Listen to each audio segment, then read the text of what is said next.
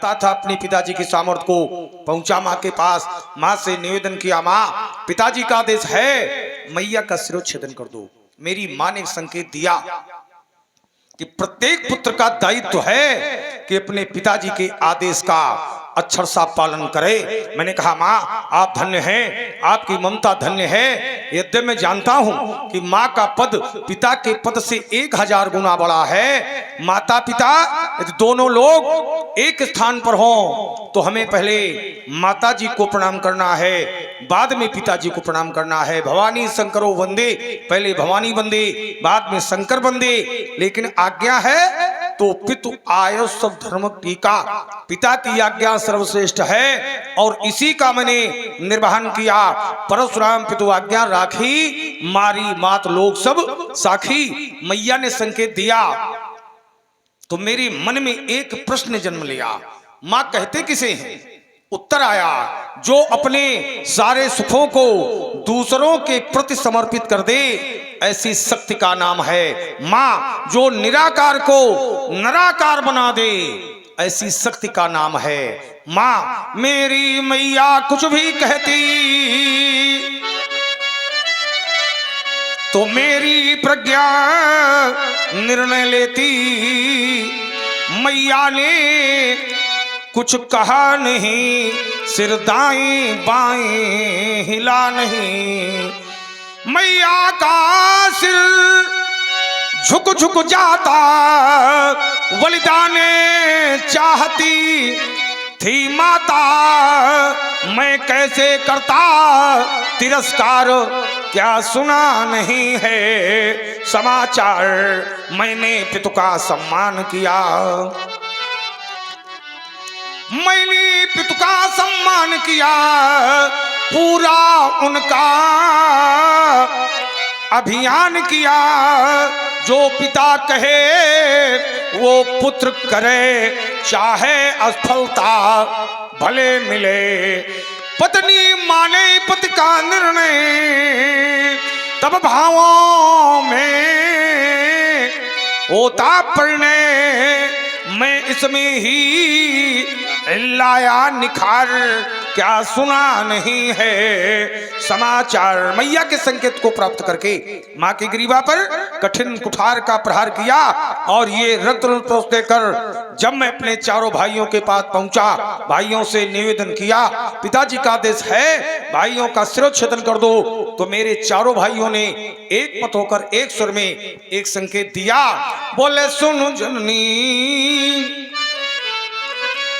सोई सुत बड़ भागी, जो पितु मातु वचन अनुरागी। वही पुत्र बड़ा भाग्यवान है जो अपने माता पिता के वचनों पर अनुराग रखता है। इस प्रकार के संकेत को प्राप्त करके क्रमशः उनके कलकर्ण को काटकर पहुंचा पिताजी के पास। पिताजी से निवेदन किया, पिताजी आपके आदेश का पालन हो गया है। पिताजी ने कहा मैं अत्यंत प्रसन्न हूं, वरम रुहि वरम हुई, वरदान मांग लो। मैंने कहा यदि आप मुझ पर प्रसन्न हैं तो मुझे ये वरदान दें कि मेरी माता जी समेत चारों भाई जीवित हो जाएं और उन्हें स्मरण न रहे, उन्हें याद न रहे कि मुझे परशुराम ने कभी मारा है। इस वरदान से मेरे पिताजी अत्यंत प्रसन्न हुए और भी उन्होंने कई वरदान दिए। अगला बिंदु उसने रखा गुरुरहा सोनवर जी के। हाँ, एक बार भगवान शंकर ने मुझे बुला करके कहा जाओ राम भोगावती नगरी चले जाओ और वहां से शेषनाग की मणि लाकर आओ और इन प्रस्तर खन्नों पर घिस घिस करके मेरे कंठ में लेपन करिएगा। जब से मैंने विषपान कर लिया है मेरे कंठ में जलन होती है। गुरुदेव की आज्ञा सिरोधार कर पहुंचा भोगावती नगरी। शेष ने मुझे देखा, मैंने शेष को देखा। जैसे ही मैंने शेष को देखा तो शेष ने भगने का प्रयास किया। जैसे ही शेष ने भगने का प्रयास किया तो शेष को मैंने आगे बढ़ करके घेरा। एक बार मेरे गुरुवर ने शेष की मणि को मांगा। मैं पहुंचा जाके शेष सन्निकट, वहां मुझे देखकर भागा। जैसे ही भागने लगा तो आगे बढ़ करके घेर लिया। उसके मुंह पर ये फरसा मारा, तब रसना के जूहा के दो हुए भाग, बह चली रुधिर की धारा, त्रहिमाम त्रहिमाम कर लगा शेषनाग।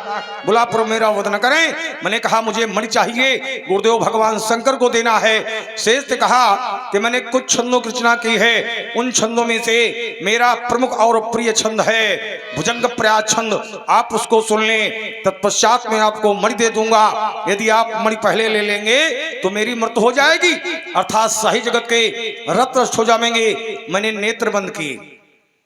मैंने कहा सुनाओ कौन सा छंद है? तो शेष ने पहले भुजंग प्रयाग छंद का लक्षण सुनाया। यहाँ पर विद्यार्थी वर्ग और शिक्षक वर्ग के लोग बैठे होंगे, जानते होंगे भुजंग प्रयाग छंद का लक्षण क्या होता है। भुजंग प्रयातम चतुर्भिर्यकारई,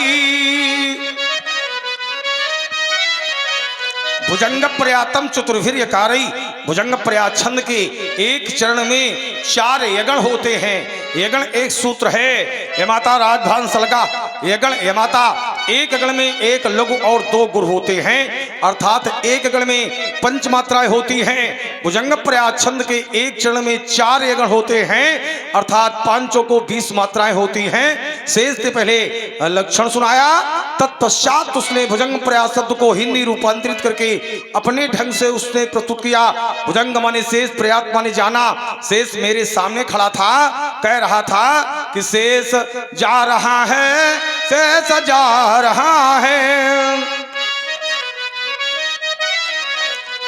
ये शेष कह ही नहीं रहा था, जितनी तेजी से कह रहा था उतनी तेजी से पीछे हट रहा था। कह रहा था, कर रहा था कि शेष जा रहा है, शेष जा रहा है, शेष जा रहा है, शेष जा रहा है, शेष जा रहा है, शेष जा रहा है, शेष जा रहा है, शेष जा रहा है। शेष मुझसे कह रहा था कि शेष जा रहा है और मैं समझ रहा था कि मुझे छंद सुना रहा है। जब मधुर नहीं सुनाई पड़ी, मैंने नेत्र खोले तो शेष वहां नहीं था। छंद सुनाने के मिस लक्ष्मण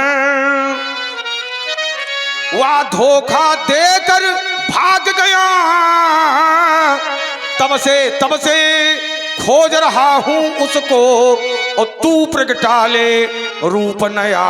तो अब आनिए बेहोरिया बोली। बेहोरिया नाम भगवान शंकर को हम आदेशित नहीं कर सकते हैं, लेकिन इस समय जितने लोग यहाँ पर उपस्थित हैं दूर भी हैं, यदि हमारी ध्वनि उन तक पहुंच रही है, यही हमारे निकटतम व्यवहारी हैं। क्योंकि इन सभी लोगों का तन मन धन प्रत्यक्ष परोक्ष किसी न स्वरूप में सबका सहयोग है, और इस धर्म के कार्य में जिसका भी सहयोग है वही हमारा निकटतम व्यवहारी है। वैसे तो व्यास जी सभी व्यवहारी हैं, फिर भी हम चाहेंगे कि समिति के जितने भी लोग यहाँ पर हों, यदि हमारी ध्वनि उन तक पहुंच रही हो तो अपना अमूल्य समय हमें कुछ क्षण के लिए अवश्य दें। इसमें संकोच नहीं होना चाहिए। समिति के लोग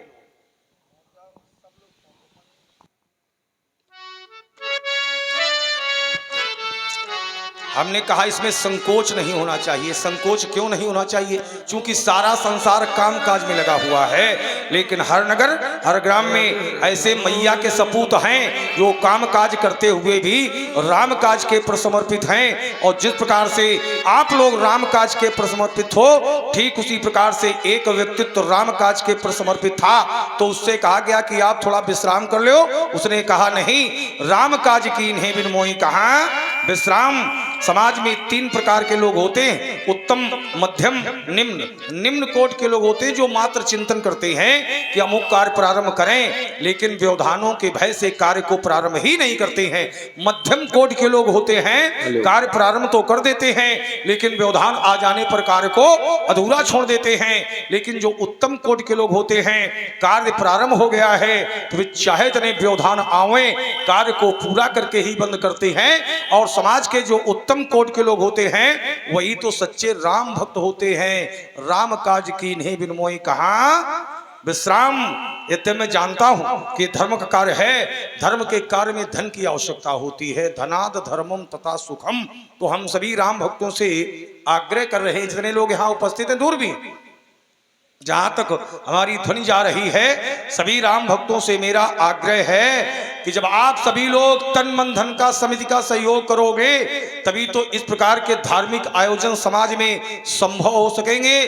क्योंकि इस प्रकार के धार्मिक आयोजन न तो एक व्यक्ति कर सकता है और न एक व्यक्ति करा सकता है, इसमें सबके सहयोग की आवश्यकता होती है। तो तत्काल एक प्रश्न जन्म लेता है, क्यों समाज में धार्मिक आयोजन क्यों कराए जाते हैं? समाज में धार्मिक आयोजन इसलिए कराए जाते हैं ताकि हमारा समाज संगठित हो, हमारा सनातन धर्म सुदृढ़ हो। इसलिए सभी राम भक्तों से मेरा आग्रह है, सभी राम भक्तों के लिए मेरा संदेश भी है। चलो राम के पग चिन्हों पर तुम्हें इतिहास बदलना होगा। चलो राम के आदर्शों पर तुम्हें इतिहास बदलना होगा।